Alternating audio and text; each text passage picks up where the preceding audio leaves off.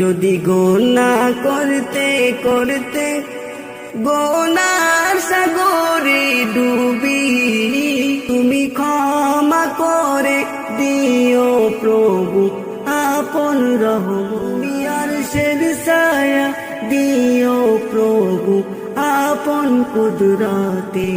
যদি গুনাহ করতে করতে গুনার সাগরে ডুবি, তুমি ক্ষমা করে দিও প্রভু আপন রহমতে।